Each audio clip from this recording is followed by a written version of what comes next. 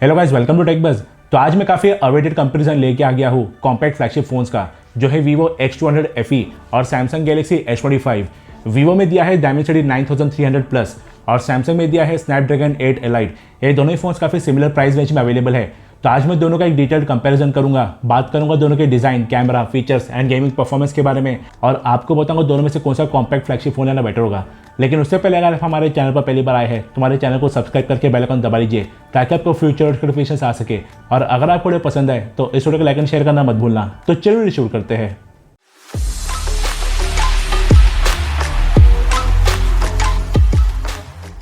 सबसे पहले operating system की बात करेंगे तो Vivo X200 FE Android 15 FunTouchOS 15 पर है और Galaxy S25 Android 15 One UI 7 पर है। Vivo में 4 मेजर OS अपडेट और 5 साल के सिक्योरिटी अपडेट्स आएंगे और Samsung में 7 मेजर OS अपडेट और 7 साल के सिक्योरिटी अपडेट्स आएंगे। UI दोनों के स्मूथ है, कोई लैग वगैरह नहीं मिलता।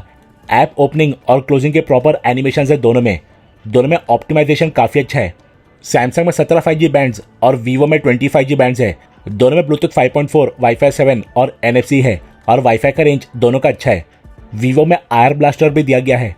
दोनों में कस्टमाइजेशन के लिए कलर पैलेट फॉर UI वाला ऑप्शन है, काफ़ी सारे विजेट्स है और डेडिकेटेड थीम स्टोर भी दिया गया है विथ वाइड वेराइटी। दोनों में कंपनी के काफ़ी ऐप्स है ब्लूटूथर्स के लिए। Vivo में UI में कुछ एड्स भी आती है जैसे इसके ब्राउजर और ऐप मार्केट से। सिक्योरिटी वाइज Samsung बेटर है नॉक सिक्योरिटी की वजह से। अब स्पीड टच करते हैं इनका।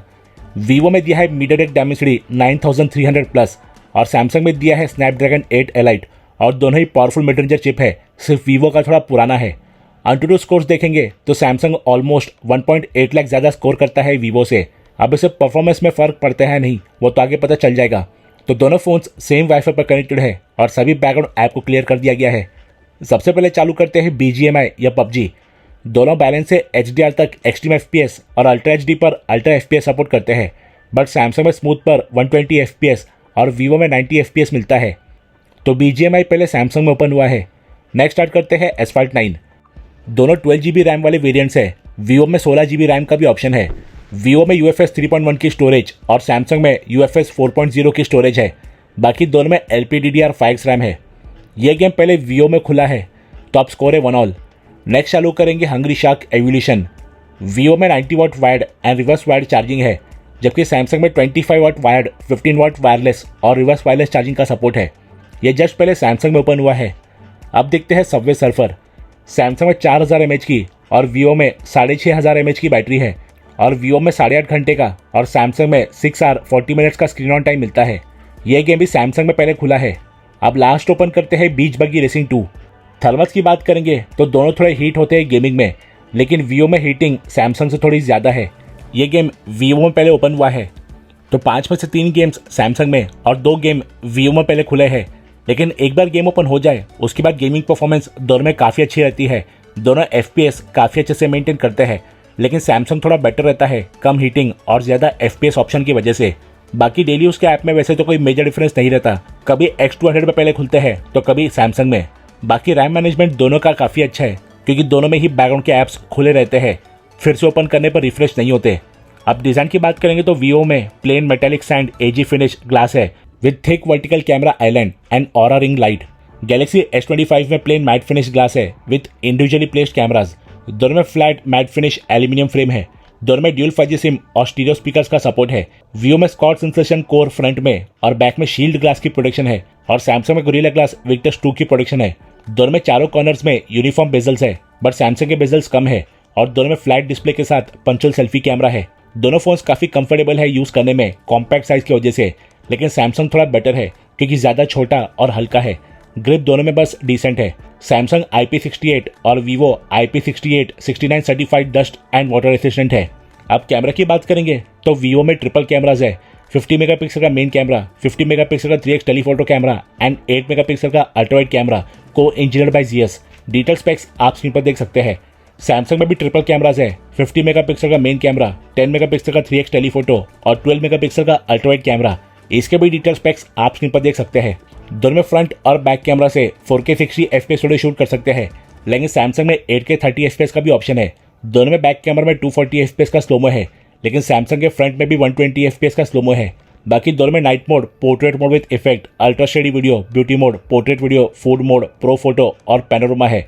गैलेक्सी में कुछ एक्स्ट्रा ऑप्शन है जैसे pro video, log video, boomerang and reverse video, dual video. और वीवो में है micro movie mode, astro mode, super moon mode और जीएस के काफ़ी सारे फोटोग्राफिक फिल्टर्स। सैमसंग में ये जेब्रा पैटर्न वाला फीचर दिया गया है जो हाई एंड डीएसएलआर्स में मिलता है, जो बेसिकली वीडियो में और एक्सपोज पार्ट को हाईलाइट करता है।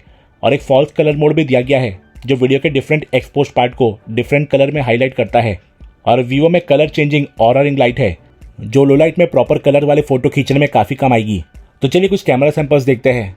दोनों में फोटोज ज़बरदस्त आते हैं। कलर टोन्स तो सिमिलर है लेकिन वीवो काफ़ी ज़्यादा वाइब्रेंट है। साथ में डायनेमिक रेंज भी वीवो का काफ़ी बेटर रहता है क्योंकि ओवरऑल फोटो और शैडोज ज़्यादा ब्राइट है वीवो में। दोनों में 50 मेगापिक्सल का कैमरा है और डिटेल्स वीवो में बेटर है। दोनों में अल्ट्रावाइड लेंस भी है और यहाँ भी कलर्स और डायनेमिक रेंज वीवो का ही बेटर है, बस सैमसंग हल्का शार्प है। दोनों में 3x जूम है। डायनेमिक रेंज यहाँ पर दोनों का ही अच्छा है लेकिन यहाँ भी वीवो वाइब्रेंट और शार्प है। सैमसंग में मैक्सिमम 30x और वीवो में 100x तक जूम कर सकते हैं, जहाँ डिटेल्स वीवो की बेटर है। HDR भी वीवो का ही बेटर है क्योंकि स्काई की डिटेल्स तो दोनों में ही सिमिलर रहती है लेकिन वीवो में फोरग्राउंड ज़्यादा ब्राइट रहता है। पोर्ट्रेट्स दोनों में काफ़ी अच्छा है। डायनेमिक रेंज यहाँ भी वीवो का हल्का सा बेटर है क्योंकि वीवो में पर्सन एंड ओवरऑल फोटो हल्का सा ब्राइट है और वीवो ज़्यादा वाइब्रेंट भी है। स्किन टोन्स दोनों के ऑलमोस्ट सिमिलर है। एज डिटेक्शन और डिटेल्स दोनों में अच्छी है। ये सैमसंग के 3x और वीवो के 50mm का सैंपल है जिसमें फर्स्ट फोटो जैसा ही डिफरेंस है, बस यहाँ ब्राइटनेस में और ज़्यादा डार्क हो गया है सैमसंग। डिटेल्स इस बार वीवो में बेटर है। यह सैमसंग के 5x और वीवो के 85mm का सैंपल है लेकिन यहाँ वीवो ने स्किन को ज़्यादा रेडिश कर दिया है। ये वीवो के 100mm का सैंपल है। आउटपुट लास्ट फोटो जैसा ही है, बाकी इस पर डेप्थ इफेक्ट काफ़ी अच्छा मिलता है। इंडोर पोर्ट्रेट में लाइट के हिसाब से स्किन टोन वीवो के ज़्यादा एक्यूरेट है। सैमसंग में colours slightly on the cooler side है, बाकी वीवो वाइब्रेंट है। सैमसंग में पर्सन को थोड़ा ब्राइट रखा है लेकिन कॉन्ट्रास्ट की कमी है। डिटेल्स वीवो में थोड़ी सी बेटर है। बाकी इंडोर शॉट्स में वीवो के कलर्स ज़्यादा एक्यूरेट है, डायनेमिक रेंज बेटर है और वीवो ज़्यादा वाइब्रेंट भी है। लो लाइट परफॉर्मेंस में डार्क एरियाज में डिटेल्स कभी वीवो में बेटर होती है तो कभी सैमसंग में, लेकिन वीवो में कलर ज़्यादा प्रॉपर रहता है क्योंकि सैमसंग में कभी कभार हल्का सा ब्लू टिंट आता है। वीवो का कॉन्ट्रास्ट भी बेटर है और वीवो लाइट्स को कम ओवर एक्सपोज करता है और लेंस फ्लेयर भी कम है। आउटडोर सेल्फी में डायनेमिक रेंज सैमसंग का काफ़ी बेटर है और कलर्स भी ज़्यादा प्रॉपर है। वीवो का फोटो कलर्स और डायनेमिक रेंज से 56,000 के फ़ोन जैसा नहीं लग रहा। डिटेल्स दोनों में शार्प है। इंडोर सेल्फी में इस बार कलर्स वीवो के प्रॉपर है, सैमसंग में हल्के कूलर टोन्स है और डिटेल्स दोनों में सिर्फ डिसेंट है। यह है दोनों का वीडियो सैंपल 1080p 60 fps पर। कलर टोन्स दोनों के सेम है लेकिन वीवो मार्जिनली ज़्यादा वाइब्रेंट है। डायनेमिक रेंज दोनों का सिमिलर और काफ़ी अच्छा है। दोनों में OIS है लेकिन स्टेबलाइजेशन सैमसंग का मार्जिनली बेटर है। जब सनलाइट ऑपोजिट में आती है तब दोनों हाईलाइट्स और शैडोज़ के बीच अच्छा बैलेंस मेंटेन करते हैं। यह है सेल्फी वीडियो। कलर्स यहाँ सैमसंग के ज़्यादा एक्यूरेट है, वीवो थोड़ा वार्म हो गया है। दोनों वाइब्रेंट है और डायनेमिक रेंज दोनों का काफ़ी अच्छा है। स्टेबलाइजेशन सैमसंग का थोड़ा बेटर है। नाइट में कलर्स सैमसंग के ज़्यादा एक्यूरेट है, वीवो में हल्के कूलर टोन्स है। सैमसंग ब्राइट भी है। स्टेबलाइजेशन दोनों का ही अच्छा है और लाइट्स को दोनों अच्छे से कंट्रोल करते हैं।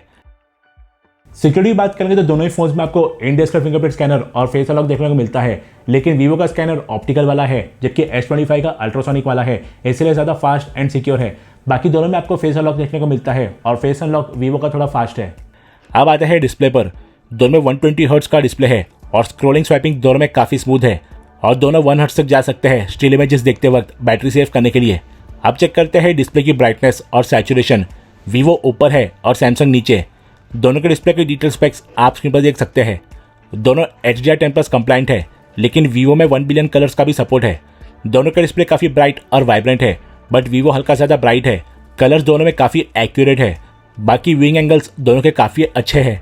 डिस्प्ले टिल्ट करने पर भी कलर्स वॉश्ड आउट नहीं लगते।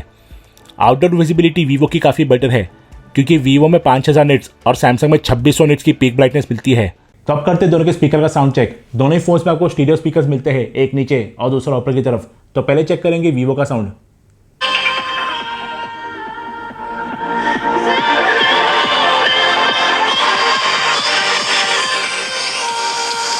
अब चेक करते हैं सैमसंग का साउंड।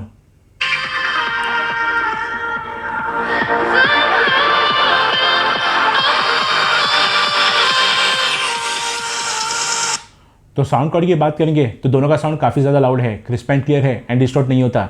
लेकिन वीवो के साउंड में क्लैरिटी हल्की सी बेटर देखने को मिलती है, तो कंटेंट वॉचिंग के लिए मैं इसे प्रेफर करूंगा। दोनों में AI फीचर्स है, जैसे दोनों में AI इरेजर वाला ऑप्शन मिलता है और दोनों अनवांटेड ऑब्जेक्ट को इजीली डिटेक्ट करके अच्छे से रिमूव करते हैं। दोनों में AI जनरेटिव फिल वाला ऑप्शन भी है। दोनों में सर्कल टू सर्च वाला ऑप्शन है जो काफ़ी अच्छे से काम करता है। दोनों के नोट्स ऐप में टेक्स्ट को AI की हेल्प से रीराइट और कंपोज करने के ऑप्शंस है। दोनों में AI कॉल ट्रांसलेट, ट्रांसक्राइब जैसे फीचर्स है। दोनों के वॉइस रिकॉर्डर में साउंड को ट्रांसक्राइब करने का ऑप्शन है। लेकिन सैमसंग में कुछ एडिशनल फीचर भी है, जैसे फोटो में स्केच टू इमेज वाला ऑप्शन, जिससे आप कोई भी फोटो पर कुछ भी ऑब्जेक्ट ड्रॉ कर सकते हैं और वो उसे एक्चुअल ऑब्जेक्ट में कन्वर्ट कर देता है फोटो पर। वीवो में आप AI से पूरे वेब पेज को समराइज और ट्रांसलेट कर सकते हैं। बाकी कैमरा में भी काफ़ी सारे AI फीचर्स है वीवो के। तो दोस्तों ये था मेरा in depth comparison video Vivo X200 FE और सैमसंग गैलेक्सी S25 का। Vivo display, most of the camera shots, battery backup, speaker में बेटर है, तो सैमसंग सिक्योरिटी, गेमिंग परफॉर्मेंस और वीडियो सैंपल्स में। तो आई होप इस वीडियो से आपके सारे डाउट्स क्लियर हो गए होंगे। और अगर आपको हमारा ये वीडियो पसंद आए तो इस वीडियो को लाइक एंड शेयर कीजिए और हमारे चैनल को सब्सक्राइब करके बेल आइकन भी दबा लीजिए। हम जल्दी लौटेंगे सही टेक एंड गैजेट वीडियोस के साथ। So till then stay tuned.